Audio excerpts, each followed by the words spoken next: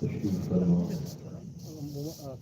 علماء کرام، حفاظ نظام، ائمہ مساجد، جملہ خوش عقیدہ حاضرین، السلام علیکم ورحمۃ اللہ وبرکاتہ۔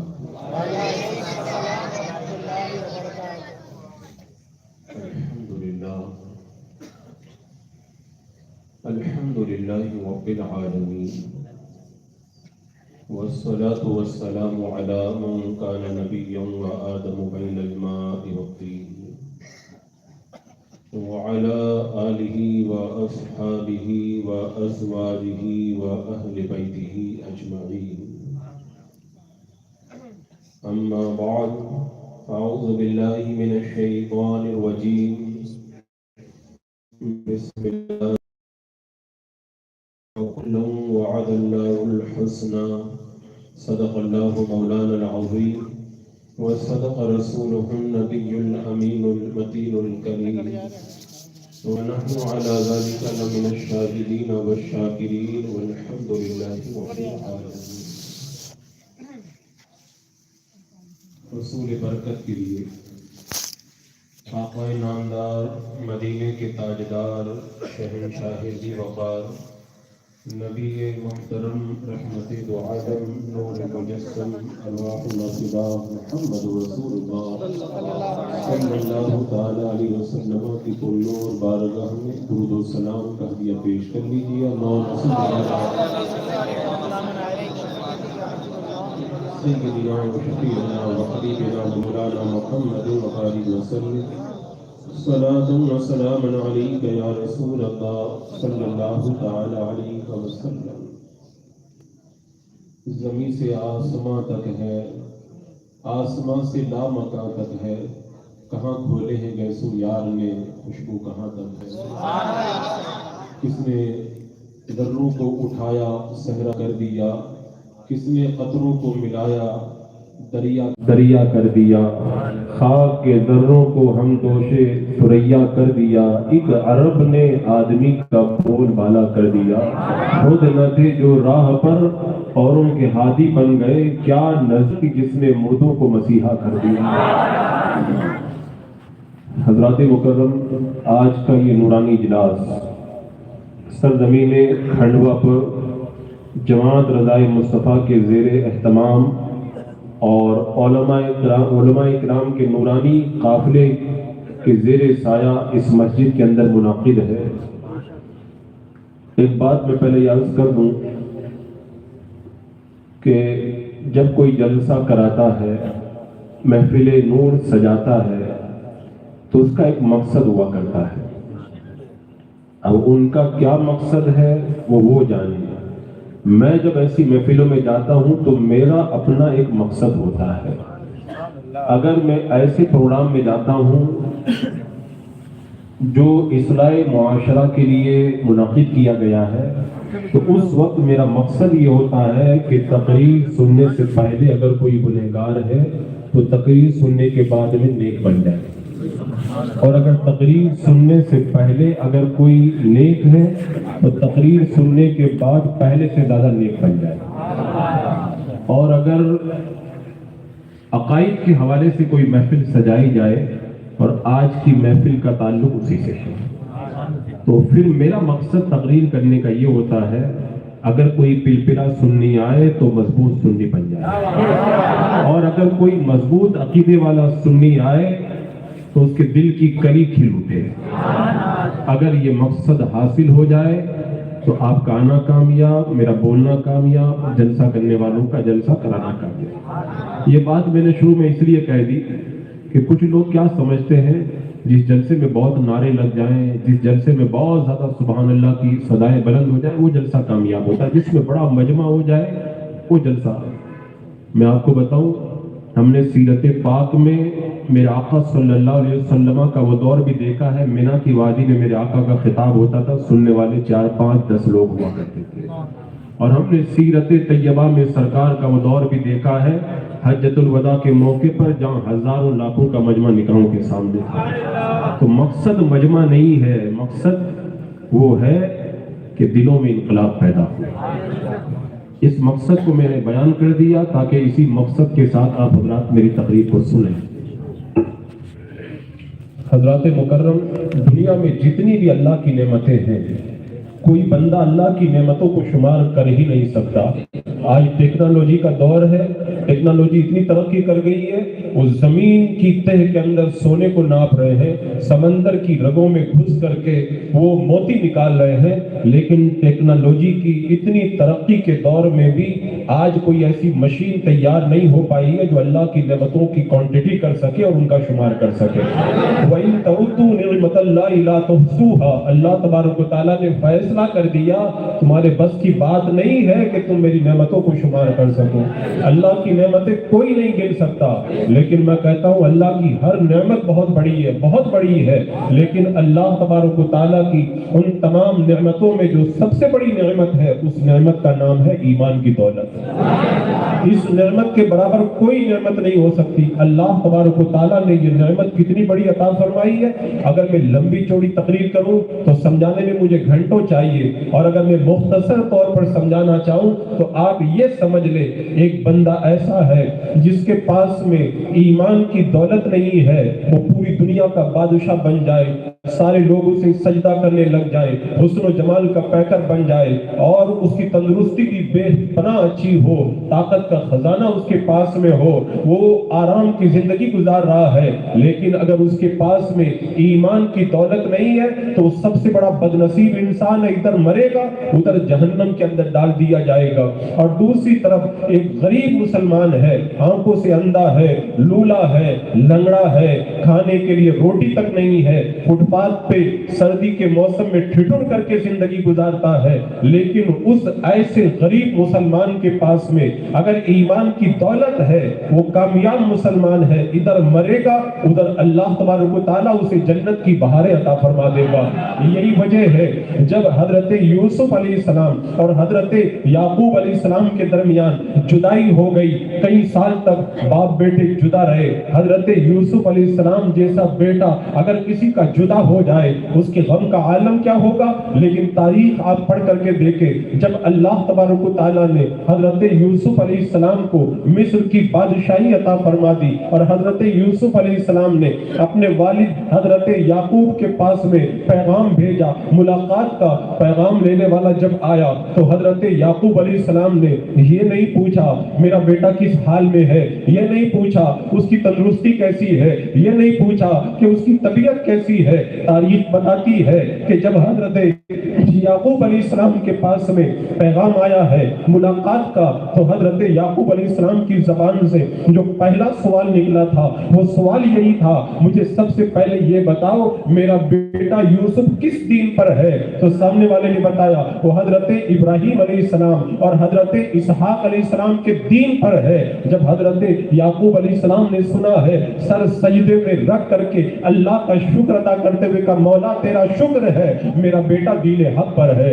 یعنی ایمان سے بڑی کوئی دولت ہو ہی نہیں سکتی ہے۔ اور میں کہتا ہوں ایمان لانے کے بعد میں اگر کوئی بندہ ایمان سے پھر جائے، مرتد ہو جائے، تو اس سے بڑا عذاب اور اس سے بڑا جرم کوئی نہیں ہے۔ میرا رب قرآن میں فرماتا ہے وَمَن يَرْتَدِدْ مِنْكُمْ عَنْ دِينِهِ فَيَمُتْ وَهُوَ كَافِرٌ فَأُولَئِكَ حَبِطَتْ أَعْمَالُهُمْ فِي الدُّنْيَا وَالْآخِرَةِ وَأُولَئِكَ أَصْحَابُ النَّارِ هُمْ فِيهَا خَالِدُونَ۔ ایمان لانے کے بعد میں اگر کوئی بندہ ایمان سے پھر جائے اور مرتد ہو جائے اور مرتد ہونے کی حالت میں مر جائے، اللہ فرماتا ہے اس کے دنیا اور آخرت کے سارے اعمال برباد ہو گئے ہیں۔ اس نے حج کیا وہ بھی برباد، نمازیں پڑھی وہ بھی برباد، روزہ رکھا وہ بھی برباد، اور اس نے جو بھی نیک کام کیے سب برباد، اور اللہ فرماتا وہ جہنم کے اندر ہمیشہ ہمیشہ کے لیے ڈالا جائے گا۔ اب میں آپ سے یہ پوچھنا چاہتا ہوں، اگر آپ کے پاس میں کوئی چھوٹی موٹی دولت ہو تو آپ اسے سنبھال کر کے رکھتے ہیں تو ایمان جیسی اتنی بڑی دولت اللہ نے آپ کو عطا فرمائی تو اس کی کتنی قدر ہونا چاہیے۔ اور دوسری بات یہ ہے جب دولت بڑی ہوتی ہے تو لٹیرے بھی بڑے ہوا کرتے ہیں، ایمان سے بڑی کوئی دولت ہے نہیں تو ایمان کے لٹیرے بھی بہت بڑے ہیں۔ آپ کو یاد ہے جب اللہ تبارک و تعالیٰ نے شیطان کو اپنی بارگاہ سے مردود کیا تھا تو شیطان نے نکلتے نکلتے رب کی بارگاہ میں کہا تھا لَأَقْعُدَنَّ لَهُمْ صِرَاطَكَ الْمُسْتَقِيمَ، اے اللہ میں ضرور جا کر کے تیرے سیدھے راستے پر بیٹھ جاؤں گا۔ کیوں؟ تاکہ ایمان والوں کو گمراہ کر کے جہنم کا راستہ دکھاؤں۔ اور اس نے اللہ کی بارگاہ میں کہا تھا لَأُغْوِيَنَّهُمْ أَجْمَعِينَ، اے اللہ میں سارے بندوں کو ضرور گمراہ کروں گا۔ ادھر شیطان گمراہ کرنے کے لیے لگا ہوا ہے اور دوسری طرف شیطان کے ایجنٹ ہیں یہودی، نصرانی، وہابی، دیوبندی، قادیانی، چکڑالوی، نیچری، مودودوی، ملحدین، مستشرقین اور نہ جانے کتنے ایسے فتنے ہیں جو مارکیٹ میں موجود ہیں ہمارے ایمان پر ڈکیتی کرنے کے لیے۔ ان کا مقصد کیا ہے؟ کچھ لوگ کہتے ہیں ہمارا مال برباد کرنا چاہتے ہیں، کچھ لوگ کہتے ہیں ہمارے گھروں پہ بلڈوزر چلانا چاہتے ہیں، کچھ لوگ کہتے ہیں ہمارے نیتا گیروں کو کم کرنا چاہ رہے ہیں۔ میں کہتا ہوں تم نے سمجھا نہیں ہے۔ اللہ قرآن پاک میں ارشاد فرماتا ہے وَلَن تَرْضَىٰ عَنْكَ الْيَهُودُ وَلَا النَّصَارَىٰ حَتَّىٰ تَتَّبِعَ مِلَّتَهُمْ، یہ یہودی اور نصرانی اس وقت تک تم سے راضی نہیں ہوں گے جب تک کہ تم اپنا دین چھوڑ کر کے ان کے باطل دین پر نہ چلے جاؤ۔ اور کافروں کا مقصد کیا ہے؟ کافروں کا مقصد ہے کہ تم بھی کافر بن جاؤ فَتَكُونُونَ سَوَاءً، تاکہ وہ اور تم آپس میں برابر ہو کر جہنم کے اندر چلے جاؤ۔ عزیزان مکرم، ایمان اتنی بڑی دولت ہے رب تبارک و تعالیٰ نے عطا فرمائی، اور اس دور میں جو ہم زندگی گزار رہے ہیں آپ کو پتا ہے کچھ نوجوان مجھ سے آ کے کہتے ہیں حضرت بہت بڑا مسئلہ ہے، وقت کے خلاف قانون بن گیا ہے۔ کچھ کہتے ہیں حضرت بہت بڑا مسئلہ ہے، ہماری مسجدوں پہ قبضہ کیا جا رہا ہے، حضرت یہ مسئلہ ہے۔ میں اپنے نوجوانوں کو ایک ہی بات کہتا ہوں، آپ جتنے مسائل بیان کر رہے ہو نا وہ مسائل ہیں لیکن وہ بڑا مسئلہ نہیں ہے، وقت گزر جائے گا، یہ مسائل بھی گزر جائیں گے۔ ہمیں کوشش کرنا چاہیے، ہر ایک مسئلے میں کوشش کرنا چاہیے، لیکن جو بڑا مسئلہ کہا جاتا ہے بڑا مسئلہ یہ سب نہیں ہے جو آپ بتا رہے ہو۔ اس وقت سب سے بڑا مسئلہ میری نظر میں جو ہے وہ یہ ہے ہمارے چھوٹے بچوں، ہماری نوجوان بچیوں، ہمارے نوجوانوں کے ایمان پہ حملہ کر کے انہیں مرتد بنانے کا جو فتنہ چلا ہوا ہے۔ اس وقت سب سے بڑا فتنہ یہ ہے جسے فتنہ ارتداد کہا جاتا ہے۔ کونین کے دولہ صلی اللہ تعالیٰ علیہ وسلم نے ارشاد فرمایا تھا کہ میں دیکھ رہا ہوں کہ بارش کے قطروں کی طرح فتنے تمہارے گھروں پر اتر رہے ہیں، اور ایک موقع پر میرے آقا ارشاد فرماتے ہیں ایک دھاگا ہو، دھاگے میں موتی ہو اور دھاگا ٹوٹ جاتا ہے تو موتی بکھر جاتے ہیں، ایسے ہی ایک کے بعد میں ایک فتنے تمہارے اوپر اتریں گے۔ اور کونین کے دولہ نے فرمایا تھا نیک کام کر لو، تاریک راتوں کی طرح آنے والے فتنوں سے پہلے بندہ صبح میں مسلمان ہوگا، شام میں کافر ہو جائے گا، شام میں مومن ہوگا، صبح میں کافر ہو جائے گا۔ آپ لوگ سنتے ہو، بار بار سنتے ہو، لیکن میں جگہ جگہ جاتا ہوں، میں نے جب حالات کا جائزہ لیا نا تو میں دیکھ رہا ہوں وہ دور ہماری نگاہوں کے سامنے آ رہا ہے، ہمارے بچے مرتد ہو رہے ہیں، ہمارے جوان مرتد ہو رہے ہیں، ہماری بچیاں مرتد ہو رہی ہیں، پورا معاشرہ ارتداد اور الحاد کا شکار ہو رہا ہے، ایک بہت بڑا فتنہ ہے۔ اب آپ کہیں گے ہم حق پر ہے تو پھر باطل بڑھ کیوں رہا ہے؟ تو سب سے پہلے اس سوال کا جواب بھی دے دوں۔ کونین کے دولہ نے کیا فرمایا تھا؟ بنی اسرائیل 72 فرقوں میں بڑھ گئے تھے، میری امت کے لوگ 73 فرقوں میں بڑھ جائیں گے۔ آج لوگ کہتے ہیں سب اہل سنت کو چھوڑ کر کے جا رہے ہیں، آخر بات کیا ہے؟ میرے آقا نے جو فرمایا تھا نا کہ 72 فرقے جہنم میں جائیں گے، تو کیا ہندوؤں میں سے جائیں گے؟ کیا نصرانیوں میں سے بنیں گے؟ کیا عیسائیوں میں سے، یہودیوں میں سے بنیں گے؟ نہیں، میرے آقا نے جو فرمایا تھا نا یہ 72 بنیں گے، یہ اہل سنت و جماعت ہی میں سے بنیں گے، انہی میں سے بنیں گے، تو چھوڑ کے جائیں گے نہیں، تو 72 بنیں گے کیسے؟ چھوڑ کے جانے والوں کو مت دیکھو، وہ تو چھوڑ کر 72 میں اور جہنم میں جا رہے ہیں۔ اگر آپ خوشی مناؤ تو اس بات پر مناؤ الحمدللہ ہم چھوڑ کے جانے والوں میں سے نہیں ہیں، اہل سنت کے ساتھ رہنے والوں میں سے اللہ نے بنایا ہے۔ اہل سنت کا ہے بیڑا پار، اصحاب حضور نجم ہے اور نام ہے عطرت رسول اللہ کی۔ یہ اللہ تبارک و تعالیٰ کا کرم ہے، ہم لوگ چھوڑ کے جانے والوں میں سے نہیں ہے، ہم لوگ باقی رہنے والوں میں سے ہے اور جنتی جماعت کے ساتھ میں ہے۔ حضرات مکرم، آج جس طرح سے ارتداد اور الحاد بڑھ رہا ہے اور جیسے فتنے نکل رہے ہیں، ان کے بڑھنے کی جو وجوہات ہیں، میں ہلکا سا اشارہ اس کی طرف کر دوں، اس کے بعد میں اپنے عنوان کی طرف آؤں گا۔ آج جو فتنے بڑھ رہے ہیں، پہلی بات تو یہ ہے، فتنوں کو باضابطہ طور پر لانچ کیا جاتا ہے، کبھی قادیانیت کے نام پر، مودودیت کے نام پر، وہابیت دیوبندیت کے نام پر نئے نئے چہرے سامنے لائے جاتے ہیں۔ کبھی انجینئر مرزا کو لانچ کیا جاتا ہے، کبھی فرد ہاشمی کو لانچ کیا جاتا ہے، کبھی ذاکر نائک کو لانچ کیا جاتا ہے، کبھی جاوید غامدی کو لانچ کیا جاتا ہے، کبھی گوہر شاہی نام کا گوبر شاہی لانچ کیا جاتا ہے۔ فتنوں کو لانچ کیا جاتا ہے اور لانچ کرنے کے بعد میں انہیں سیٹلائٹ دیا جاتا ہے، انہیں ایپ بنا کر دی جاتی ہے، انہیں پورا سسٹم دیا جاتا ہے، انہیں لائبریری دی جاتی ہے، پھر ان کا پرچار کیا جاتا ہے، ان کا پروپیگنڈا کیا جاتا ہے، ان کو مال و دولت سپلائی کیا جاتا ہے، پھر ان کو آزادی دی جاتی ہے، انہیں کام کرنے کی سہولتیں دی جاتی ہے، اور پھر نوجوانوں کو پوری طریقے سے ان فتنوں کی طرف مائل کر کے انہیں گمراہیت کے دلدل کے اندر گرفتار کیا جاتا ہے۔ یہ پورا سیٹ اپ اور پورا سسٹم لگا ہوا ہے۔ آج آپ دیکھ لیں اہل سنت کو کتنے ملکوں میں کام کرنے کی اجازت نہیں ہے، لیکن قادیانی آج دنیا کے 150 ملکوں کے اندر پوری آزادی کے ساتھ میں کام کر رہے ہیں۔ اسرائیل جیسا مسلمانوں کا کٹر دشمن، جہاں سنیت کی تبلیغ کی اجازت نہیں، لیکن قادیانی مولویوں کو اسرائیل بلا کر کے انہیں ایوارڈ دیا جاتا ہے، باضابطہ طور پر انہیں جو ہے وہ پوری تیاری کرا کر کے مال و دولت سپلائی کیا جاتا ہے۔ حضرات مکرم، یہ فتنے لانچ کیے جا رہے آپ کے ایمان اور عقیدے پر اٹیک کرنے کے لیے، اور اس کی نشاندہی میرے رب نے کر دی نا، وَلَن تَرْضَىٰ عَنْكَ الْيَهُودُ وَلَا النَّصَارَىٰ، یہودی اور نصرانی کبھی نہیں راضی ہوں گے، ان کی تو مرضی یہی ہے کہ تمہیں بھی یہودی اور نصرانی بنا کر کے چھوڑ دے۔ حضرات مکرم، آج جو فتنے ہماری نگاہوں کے سامنے، ان فتنوں کے بڑھنے کی چند وجوہات بتاتا ہوں، پھر میں اپنے مقصد کی طرف آتا ہوں۔ آج جو فتنے بڑھ رہے ہیں، اس کی ایک سب سے بڑی وجہ یہ ہے، ہم علم دین سے دور ہیں۔ جب ہمارے پاس میں دین کا علم نہیں ہوگا، کوئی بھی ایرا گیرا لتو پھیرا سوشل میڈیا پر بیٹھ کر کے کچھ بھی قرآن اور حدیث کی آیت پڑھ کر کے، حدیث نمبر بتا کر کے، قرآن کا ترجمہ بتا کر کے ہمیں گمراہ کرنا چاہے گا،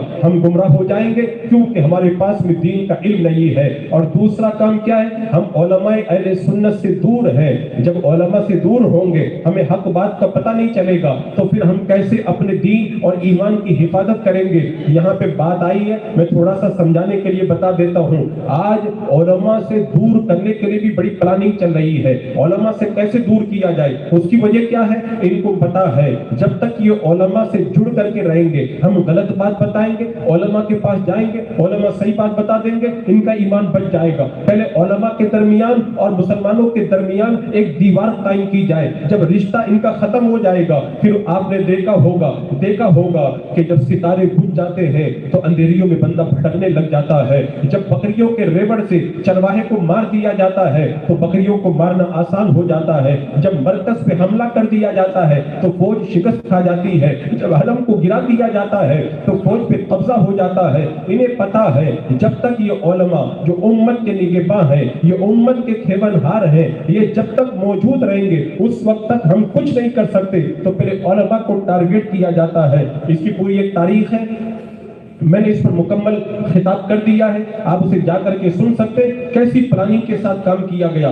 ولیم رائے ہندوستان کی سرزمین پر 1857 کے اندر جب جنگ آزادی ہوئی، جنگ آزادی کے ختم ہونے کے بعد میں انگریزوں نے ولیم رائے کو یہ ڈیوٹی دی تھی کہ سروے کرو اور سروے کر کے یہ پتہ لگاؤ کہ مسلمانوں میں یہ جذبہ کہاں سے آیا۔ ولیم رائے نے سروے کیا، سروے کرنے کے بعد میں حکومت کو رپورٹ دیتے ہوئے اس نے کہا مسلمانوں میں یہ جو جذبہ آیا ہے یہ علماء نے پیدا کیا ہے۔ اس کے بعد میں دلی کے چاندنی چوک سے لے کر جہاں تک نظر جاتی تھی کسی سنی عالم کی لاش درخت پہ لٹکتی ہوئی نظر آتی تھی۔ لارڈ میکالے نے کہا تھا اگر مسلمانوں کو برباد کرنا ہو تو مسلمانوں کو دینی تعلیم سے اور ان کے علماء سے کاٹ کر کے الگ کر دیا جائے۔ آپ تاریخ پڑھ کر کے دیکھیں، سینٹ لوئس جو صلیبی جنگوں کا ہیرو ہے، 5ویں صدی کے اخیر میں عیسائیوں اور مسلمانوں کی جنگیں شروع ہوئی، 200 سال تک جنگ جنگیں چلتی رہی. 200 سال کے بعد میں صلیبی جنگوں کا ہیرو جب مرنے لگا, سینٹ لوئس نے مرتے وقت میں کہا تھا,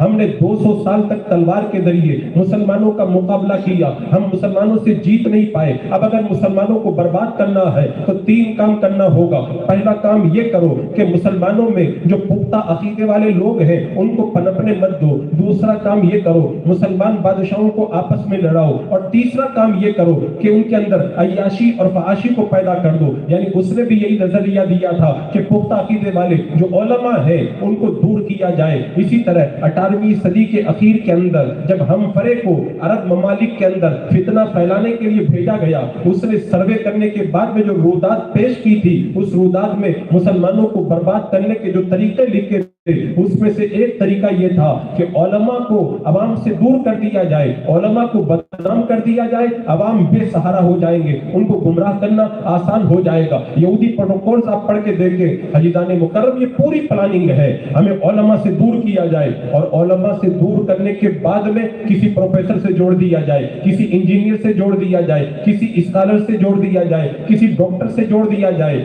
کیونکہ جو بچانے والے علماء تھے ان کو کنارے کر دیا اور جو گمراہ کرنے والے تھے ڈاکٹر, پروفیسر, انجینئر, اسکالر, وہ قرآن و حدیث ہاتھ میں لے کر کے اپنی من مانی تفسیر اور تشریح کر کے لوگوں کو گمراہ کرنے لگ جائے. آج یہ سب ہو رہا ہے کہ نہیں ہو رہا ہے؟ آج جتنے فتنے اٹھ رہے ہیں ان فتنوں کی پشت کے اوپر یہ تمام پلاننگ کام کر رہی ہے. کیونکہ میرا یہ عنوان نہیں ہے, نہیں تو اس عنوان پر میں پوری تاریخ کی روشنی ڈال کر کے آپ کو بتا دیتا. میں نے تاریخ کو پڑھا ہے. مسلمانوں کو برباد کرنے کے لیے اسی طریقے پر کام کیا گیا ہے. اسپین میں مسلمانوں کا قبضہ تھا, جب مسلمانوں سے اسپین لینا ہوا پہلے مدرسوں کو بند کیا گیا, علماء کو ختم کیا گیا. روس کے اندر اسلام کی روشنی چاروں طرف پھیلی ہوئی تھی, علماء کو چن چن کے قتل کیا گیا, قرآن کے نسخوں کو زمین میں دفن کر دیا گیا. اس طرح سے پھر انہوں نے روس کے اندر استشراقی نظام کو قائم کیا تھا. اکبری دور کی تاریخ آپ پڑھ کر کے دیکھیں, اکبر زمانے کے بادشاہ کے اندر جب اس نے نیا دین نکالنا چاہا, علماء کی ایک جماعت کو پھانسی کے پھندے پہ لٹکایا, ایک جماعت کو جیل میں ڈال دیا, ایک جماعت کو ملک سے نکال دیا, پھر اس کے بعد بھی اپنے دین کو اس نے رائج کیا. آپ ہر جگہ کی تاریخ پڑھ کر کے دیکھ لیں,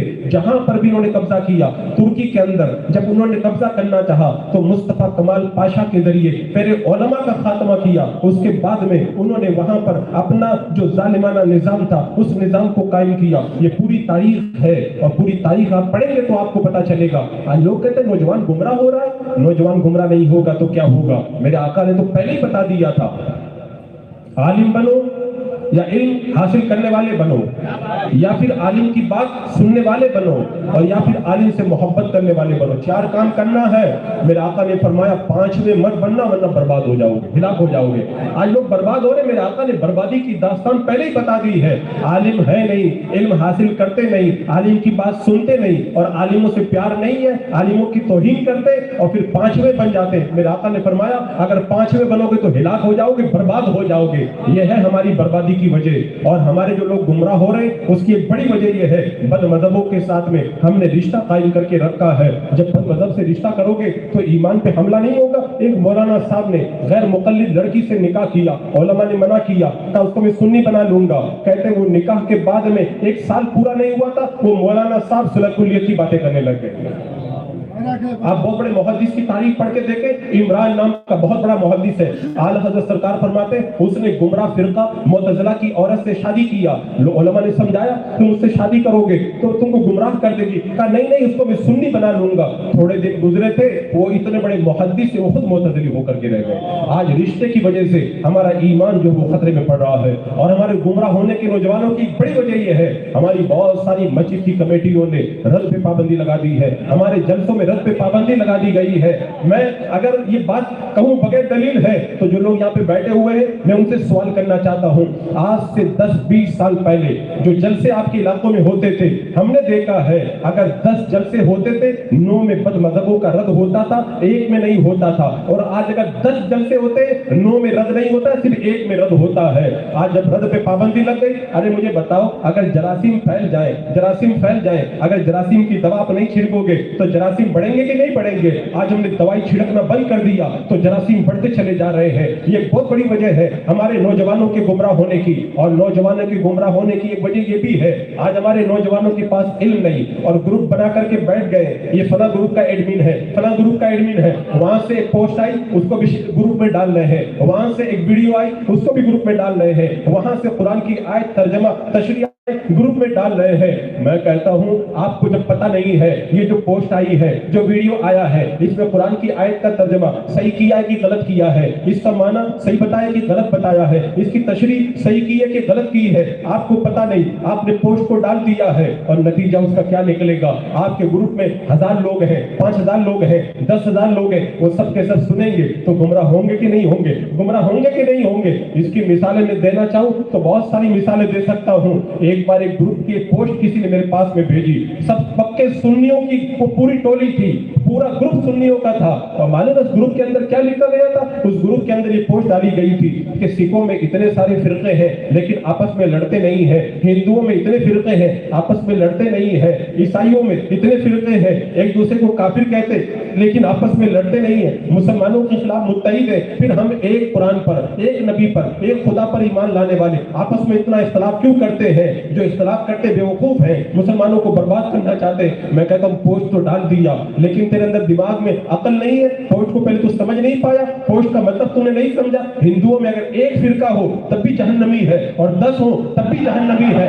عیسائیوں میں اگر ایک فرقہ ہو تب بھی جہنمی ہے اور 100 ہو تب بھی جہنمی ہے. تم جہنمیوں کی مثال دے رہے ہو جنتیوں کے سامنے. الحمدللہ اہل سنت و جماعت جنتی ہے اور باقی فرقے جہنمی ہے. ان کا اگر آپس میں اتحاد ہو رہا ہے تو آپس میں ان کا اتفاق جہنمیوں کا اتفاق ہے.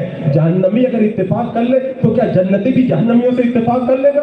اس کا مطلب سمجھ نہیں پائے. میں نے اس پوسٹ کے اوپر پورا آپریشن کیا ہے, آپ یوٹیوب پر جا کر کے سن لیں. اس کا عنوان ہے ایڈمن حضرات توجہ دے. میں نے پوری پونا گھنٹہ کی تقریر اس پر کی ہے. عزیزان مکرم وقت نہیں ہے, میں صرف اشارہ کر کے گزرنا چاہتا ہوں. آج ہمارے لوگوں کے جو گمراہ ہونے کی وجہ ہے, لوگ خالی سوال لے کر کے آ جاتے ہیں کہ کیوں گمراہ ہو رہے ہیں, کیوں گمراہ ہو رہے ہیں. میں کہتا ہوں گمراہیت کی وجہ میں تو اترو, گمراہ ہونے کی وجہ کیا ہے؟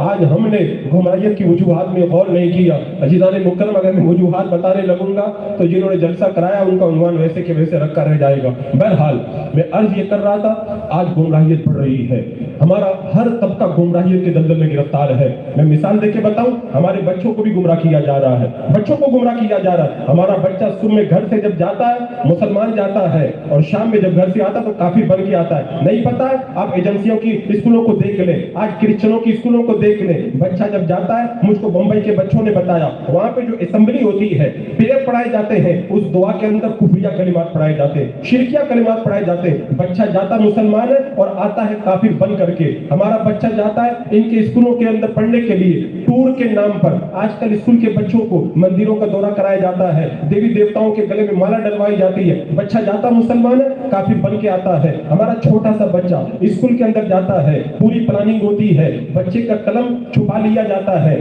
کہتے اپنے خدا سے قلم مانگو, قلم نہیں ملا. اپنے نبی سے قلم مانگو, قلم نہیں ملا. کہتے عیسیٰ خدا ہے, ان سے قلم مانگو تمہیں قلم مل جائے گا. اوپر چھت میں سوراخ ہوتا ہے, جب وہ کہتا ہے عیسیٰ خدا مجھے قلم دے دو, چھت سے قلم گرتا ہے, ہاتھ میں آ جاتا ہے. بچے کو سبق پڑھایا جاتا ہے, جب بھی کوئی مشکل وقت آئے عیسیٰ خدا سے مانگا کرو, عیسیٰ خدا سے مانگا کرو. بچہ ہے, ننھا سا ذہن ہے, سمجھتا نہیں ہے, نیا نیا اسکول پہ گیا ہے اور بچپن سے اس کے دل کے اندر گمراہیت کو پلا دیا گیا ہے. میں کتنی مثالیں دے کر کے بتاؤں. آج جو ٹی وی ڈیبیٹ کے اندر مسلمانوں کے بچے بیٹھ کر کے طلاق پہ اعتراض کر رہے, 4 شادی پہ اعتراض کر رہے, حلالہ پہ اعتراض کر رہے, جو مسلمانوں کے بچے ٹی وی ڈیبیٹ کے اندر ڈیبیٹ کے اندر بیٹھ کر کے وہ مسلمانوں کے قانون پر اعتراض کر رہے, وہ اعتراض کیوں کر رہے؟ بچپن کے اندر جن اسکولوں میں انہوں نے پڑھائی کی ہے وہ ملحدوں کے اسکول ہے اور ان کے باپ دادا نے ان کو دین نہیں پڑھایا. ایسے اسکولوں سے پڑھے ہوئے بچے ڈیبیٹ میں بیٹھ کر کے اسلام کے خلاف نہیں بولیں گے تو کیا کریں گے؟ عزیزان مکرم, یہ وہ فتنہ ہے جو ہمارے بچوں کو گمراہ کر رہا ہے. ہماری بچیوں کو دیکھیں, ہماری بچیاں کیوں گمراہ ہو رہی ہیں؟ لیپ ٹاپ کے نام پر, اسکوٹی کے نام پر, بینک بیلنس کے نام پر بھگوا ٹیلیف کو گرفتار کیا جاتا ہے اور انہیں گمراہیت کے دلدل میں ڈھکیل دیا جاتا ہے. ہمارے نوجوانوں کو دیکھیں, ہمارا نوجوان ہمارے پاس بیٹھتا تھا, سنی تھا, مضبوط سنی تھا, یوٹیوب پہ گیا, کسی بدبخت کو سنا اور کفر و شرک کے دلدل کے اندر گرفتار ہو کر کے نہ جانے کہاں سے کہاں چلا جاتا ہے. فتنے بہت ہیں, یہ کون کون سے فتنے کا نام لوں؟ آج جو بڑا فتنہ اس وقت ہماری نگاہوں کے سامنے ہے، میں کہتا ہوں جب فتنہ نکلتا ہے تو ماتھے پہ فتنہ لکھ کر کے نہیں آتا ہے۔ چکڑالوی نکلے تھے تو ماتھے پہ اہل قرآن لکھ کر کے آئے تھے، قادیانی نکلے تھے تو اہل سنت کا لیبل لگا کر کے آئے تھے، وہابی نکلے تھے تو محمدی کا ٹائٹل لگا کر کے آئے تھے، غیر مقلد نکلے تھے تو اہل حدیث کا ٹائٹل لگا کے آئے تھے۔ اسی طرح آج جو فتنہ نکلا ہے، اپنے آپ کو رافضی نہیں کہتا ہے، اپنے آپ کو شیعہ نہیں کہتا ہے، اپنے ماتھے پر مولائی کا لیبل لگا کر مارکیٹ کے اندر آ رہا ہے تاکہ حضرت مولا علی کی محبت کے نام پر لوگوں کو پھنسایا جائے، امام حسین اور کربلا والوں کی محبت کے نام پر انہیں گمراہیت کے دلدل کے اندر گرفتار کیا جائے۔ یہ مولائی فتنہ بہت بڑا ہے۔ کچھ لوگ کہتے ہیں حضرت یہ نیا نکلا ہے، میں کہتا ہوں تم پڑھتے نہیں ہو، تمہیں پتہ نہیں ہے، یہ نیا فتنہ نہیں ہے، یہ بہت پرانا فتنہ ہے۔ اعلیٰ حضرت کے زمانے میں تھا، میں نے کہا ہاں اعلیٰ حضرت کے زمانے میں بھی تھا، اعلیٰ حضرت نے ان کا نام پہلے رکھ دیا تھا۔ آپ کو نام معلوم ہے اعلیٰ حضرت نے کیا نام رکھا تھا؟ اعلیٰ حضرت نے ان کا نام رکھا تھا، بولے یہ سنی بھی نہیں ہے، رافضی بھی نہیں ہے، آدھے سنی ہے آدھے رافضی ہے، تو سنی کا سن لے لو اور فضیہ کا رافضیہ کا جو ہے فضی لے لو اور ان کا نام رکھ دو فرقہ سن فضیہ، فرقہ سن فضیہ، آدھا تیتر آدھا بٹیر، آدھا سنی آدھا رافضی۔ اعلیٰ حضرت نے تو ان کا نام بھی بہت پہلے بتا دیا تھا۔ اور یہ جو فتنہ جو مارکیٹ میں آیا ہے نا، رافضی کا لیبل لگا کے نہیں آیا ہے، عید غدیر کے نام پر مارکیٹ میں یہ آیا ہے، جشن مولود کعبہ کے نام پر مارکیٹ میں جو یہ آیا ہے، شان علی بیان کرنے کے نام پر۔ وقت تو چونکہ نہیں ہے لیکن میں آپ کو سمجھانے کے لیے دو باتیں بتاتا ہوں۔ ہمارے نوجوان آتے اور ہمارے پاس میں آ کر کے کہتے حضرت یہ کیا ہو گیا، وہ عید غدیر تو بنا رہے ہیں نا، حضرت علی کی شان بیان کر رہے ہیں، وہ جشن مولود کعبہ بنا رہے ہیں، حضرت علی کی شان بیان کر رہے ہیں، وہ افضلیت، وہ حضرت مولا علی کا میلاد منا رہے ہیں، وہ حضرت علی کی شان کو بیان کر رہے ہیں، آپ لوگ ان کا رد کیوں کرتے ہو؟ توجہ ہے آپ لوگوں کی؟ توجہ ہے؟ میں بتاؤں یہ کتنا خطرناک حملہ ہے، اس حملے کی خطرناکی کو آپ سمجھو۔ آپ نے دیکھا جشن مولود کعبہ، جشن مولود کعبہ کا مطلب کیا ہوتا ہے؟ حضرت علی کعبہ میں پیدا ہوئے، بات ٹھیک ہے روایت میں آیا، بعض روایتوں میں انکار بھی ہے، لیکن آگے والی بات تو سنو۔ وہ کہتے ہیں حضرت علی کعبہ میں پیدا ہوئے اور حضرت علی کے علاوہ کوئی کعبہ میں پیدا نہیں ہوا، تو جو کعبہ میں نہیں پیدا ہوا ہے اس سے وہ افضل ہوگا جو کعبے میں پیدا ہوئے۔ تو حضرت علی کعبہ میں پیدا ہوئے، وہ حضرت ابوبکر سے بھی افضل، حضرت عمر سے بھی افضل، حضرت علی سے بھی افضل، حضرت عثمان غنی سے بھی افضل، حضرت علی ان سب سے افضل ہے۔ اور آگے چلو، وہ کہتے ہیں عید غدیر، عید غدیر، ارے کہتے وہ بھی عید منا رہا وہ بھی منا رہا، کیا ہو گیا؟ عید منانے دو نا حضرت۔ میں کہتا ہوں سنو، عید غدیر کا مطلب وہ لوگ یہ بیان کرتے ہیں، میرے آقا علیہ السلام نے غدیر خم پہ فرمایا تھا من کنت مولا فعلی مولا، جس کا میں مولا ہوں اس کے علی مولا ہے، لہذا میرے آقا علیہ السلام نے جب کہہ دیا میں جس کا مولا علی اس کے مولا، تو یہ حضرت علی کی فضیلت نہیں بلکہ افضلیت کو بتاتا ہے۔ حضرت ابوبکر سے نہیں کہا، حضرت عثمان سے نہیں کہا، یہ خلافت کا اعلان ہے۔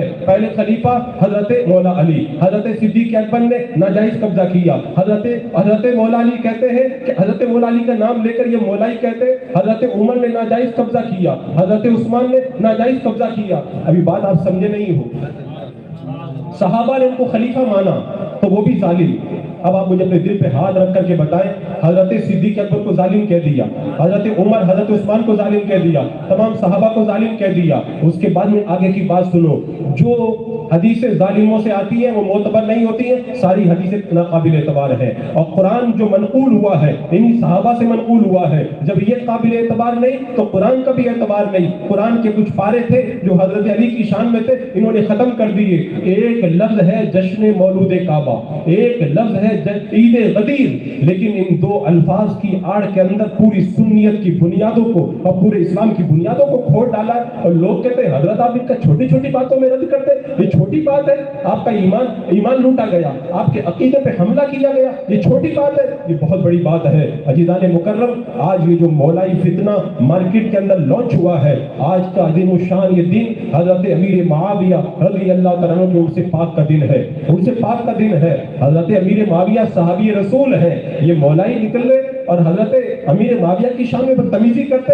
میں کہتا ہوں آپ کے اندر دماغ میں عقل ہے تو مجھے سوچ کر کے بتاؤ، اصحاب کہف کا ایک کتا ہے، انسان نہیں ہے، وہ کتا ہے، اصحاب کہف کے ساتھ میں نکل گیا، اور پھر بعد میں اللہ تبارک و تعالیٰ نے 309 سال کے بعد میں اصحاب کہف کو جب بیدار کیا تو کتا بھی بیدار ہوا۔ اللہ تبارک و تعالیٰ نے ان کو وہ عظمت عطا فرمائی جو قرآن کے اندر موجود ہے۔ علماء فرماتے قیامت کا دن آئے گا تو جو کتا اصحاب کہف کے ساتھ میں گیا تھا تو کل قیامت کے دن اللہ تبارک و تعالیٰ اس کتے کو انسان کی شکل دے گا، اور پھر اصحاب کہف جب جنت میں جائیں گے تو وہ کتا بھی ان کے ساتھ میں جنت میں جائے گا۔ دماغ کے اندر عقل نہیں ہے، ایک کتا اللہ کے ولیوں کے ساتھ بیٹھ جائے تو وہ جنتی بن جاتا ہے، اور جو امیر معاویہ میرے آقا کی صحبت میں پوری زندگی گزار دی وہ جہنم میں جائیں گے۔ سوچنے کا مقام ہے، کتا جنتی بن جائے اور صحابی رسول کو معاذ اللہ جہنمی کہا جائے۔ حضرت ام حبیبہ رضی اللہ تعالیٰ عنہا کی گود میں حضرت امیر معاویہ آرام کر رہے ہیں، میرے آقا علیہ السلام تشریف لائے، کہا اے ام حبیبہ تم معاویہ سے پیار کرتی ہو؟ حضرت ام حبیبہ نے کہا یا رسول اللہ میرے بھائی سے کون نہیں پیار کرتا؟ میرے آقا نے فرمایا آئے کھڑوا والوں بشارت ہے آپ لوگوں کے لیے۔ میرے آقا نے فرمایا سنو، امیر معاویہ سے تو خدا بھی پیار کرتا اور نبی بھی پیار کرتا ہے۔ ہمارا یا رسول اللہ، نعرہ رسالت، حضرت امیر معاویہ، حضرت امیر معاویہ، حضرت امیر معاویہ، سبحان اللہ۔ صحابہ کرام کا مقام و رتبہ سمجھو، صحابی نام کس کا ہے؟ میرے آقا علیہ السلام نے فرما دیا ہے کہ جس نے مجھ کو ایمان کی حالت میں دیکھ لیا ہے اسے جہنم کی آگ نہیں چھوئے گی۔ میرا رب قرآن میں فرماتا ہے وَكُلًّا وَعَدَ اللَّهُ الْحُسْنَى، اللہ نے تمام صحابہ سے حسنہ کا وعدہ کیا ہے۔ حسنہ جانتے ہو کس کو کہتے ہیں؟ اللہ تعالیٰ بتاتا ہے حسنہ کس کو کہتے ہیں، ان الذین سبقت لهم من الحسنى اولئک عنہا مبعدون۔ اللہ نے جن سے حسنہ کا وعدہ کیا ہے وہ جہنم سے دور رکھے جائیں گے۔ لا يحزنهم الفزع الاکبر، وہ بڑی گھبراہٹ کے دن بھی غمزدہ نہیں ہوں گے۔ اللہ تبارک و تعالیٰ انہیں جنت کے اعلیٰ مقام عطا فرمائے گا۔ ارے ہم اور آپ ہوتے کون ہے؟ جن کی تعریف خدا کرے، جن کی تعریف میرے آقا کرے، ان کی تعریف کرنا یہ سورج کو چراغ دکھانا ہے۔ میرے رب نے فیصلہ کر دیا رضی اللہ عنہم ورضوا عنہم، اللہ ان سے راضی وہ اللہ سے راضی، بات ختم ہو گئی۔ اب کوئی اگر جھوٹا مولائی سر پٹک کے مر جائے ہمیں پرواہ کرنے کی ضرورت نہیں ہے۔ میرے آقا علیہ السلام نے فرما دیا ہے، میرے آقا نے فرما دیا ہے، ارشاد فرماتے ہیں کونین کے دولہ اللہ تبارک و تعالیٰ جس بندے کے ساتھ میں بھلائی کا ارادہ کرتا ہے اس بندے کے دل میں میرے صحابہ کی محبت پیدا کر دیتا ہے۔ ہمیں فخر ہے اللہ نے ہمارے ساتھ بھلائی کا ارادہ کیا ہے، ہمیں فخر ہے۔ اگر ہمارے ساتھ بھلائی کا ارادہ نہ ہوتا تو حضرت امیر معاویہ کی شان ہم بیان نہیں کرتے ہوتے۔ اللہ اکبر۔ اچھا ایک بات یہاں پر یہ کہی جاتی ہے ہم حضرت امیر معاویہ کو برا جو کہتے اس لیے کہتے ہیں وہ حضرت علی سے دشمنی رکھتے تھے، امام حسن اور حسین سے دشمنی رکھتے تھے۔ میں کہتا ہوں تم نے پڑھا نہیں ہے، تم نے جو پڑھا ہے معلوم ہو کیا پڑھا؟ آؤ میں آپ کو بتاتا ہوں تم نے کیا پڑھا ہے، تاریخ اٹھا کر کے دیکھو۔ میرے آقا صلی اللہ تعالیٰ علیہ وسلم جب مکہ سے چل کر کے مدینہ منورہ آئے، مدینہ منورہ کے اندر یہودی کو سردار بنانے کی تیاری ہو چکی ہے۔ جب کونین کے دولہ آ جائے تو پھر سردار کوئی نہیں رہ جاتا ہے۔ میرے آقا کے ہاتھ میں سرداری ہے، یہودی جل بھول کر کے رہ گئے۔ میرے آقا کے دور پاک کے اندر یہودی کچھ نہیں کر سکے۔ حضرت ابوبکر صدیق کا زمانہ آیا، وہ ایسے پاؤں پڑپڑاتے رہے، کچھ نہیں کر پائے، جھوٹے کلمہ پڑھ کے مسلمان بن گئے، منافقوں کی ٹولی میں شامل ہو گئے۔ پھر حضرت عمر کا دور آیا، پاؤں پٹکتے رہے، کچھ نہیں کر پائے۔ حضرت عثمان کا دور آیا، 6 سال تک کوشش کرتے رہے، کچھ نہیں کر پائے۔ جب حضرت عثمان کے دور میں 6 سال گزر گئے تو عبداللہ بن سبا یہودی کو موقع مل گیا اور اس نے کیا کیا؟ حضرت عثمان غنی رضی اللہ تعالیٰ عنہ کی فوج میں گھس گیا اور لوگوں کو یہ سکھانے لگا علی سے پیار کرو، علی سے پیار کرو۔ جب حضرت علی کا پیار دماغ میں بیٹھ گیا، آج بھی لوگ یہی کہتے نا علی علی کرو، ارے ہم کہتے جتنا علی علی ہم کرتے نا تمہارے باپ نے بھی اتنا علی علی کیا ہوگا۔ ہمارے تو رگو پیک کے اندر حضرت علی کی محبت بھری ہوئی ہے۔ ہم جب تک علی کا نام نہ لینا ہمارا سلسلہ ہی پورا نہیں ہوتا ہے۔ ہمارا سلسلہ ختم ہوتا ہے تو حضرت علی پہ جا کے ختم ہوتا ہے۔ ہم حضرت علی سے کتنا پیار کرتے ہیں۔ اگر حضرت علی کی تعریف سننا ہو نا تو اعلیٰ حضرت کی فتویٰ رویہ اٹھا کے دیکھو، میرے امام نے جو تعریف کی ہے نا وہ تعریف کوئی نہیں کر سکتا ہے۔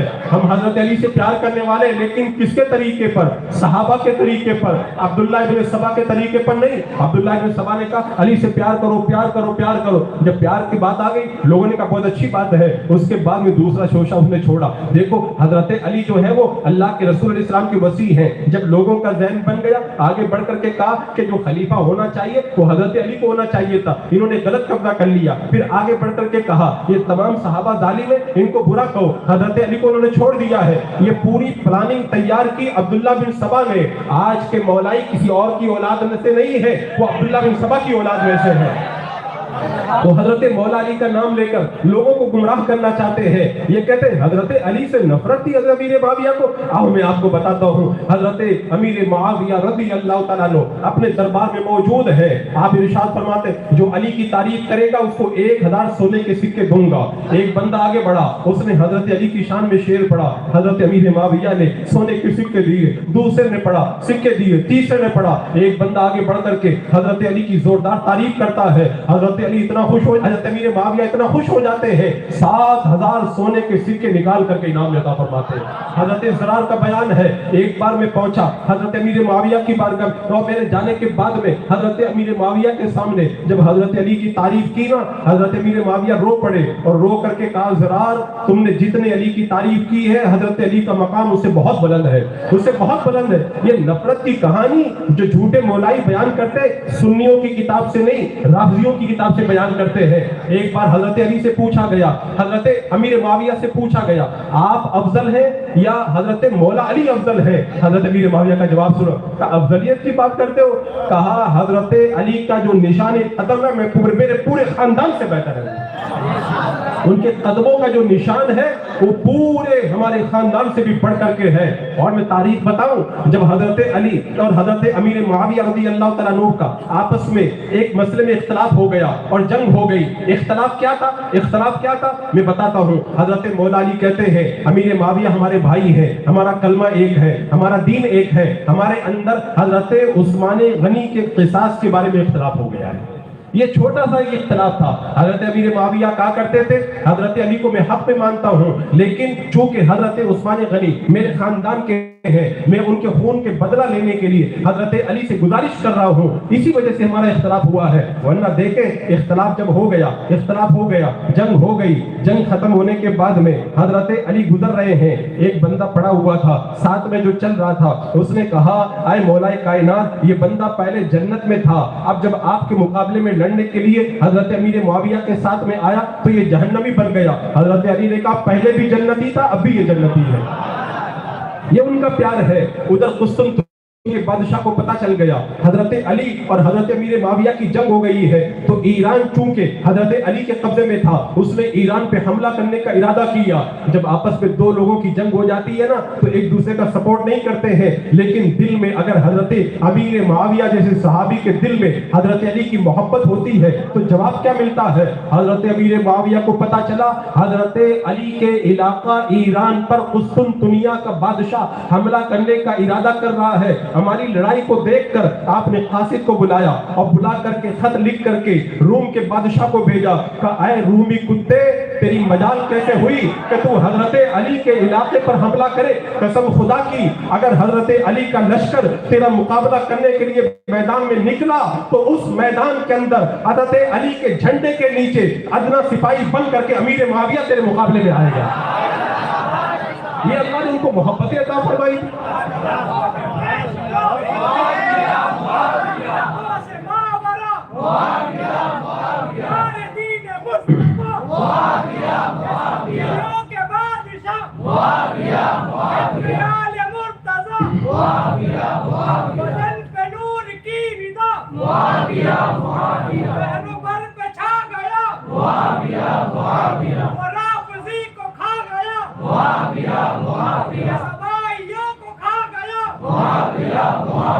ایران کل جلا گیا, لگے گا نعرہ جا بجا.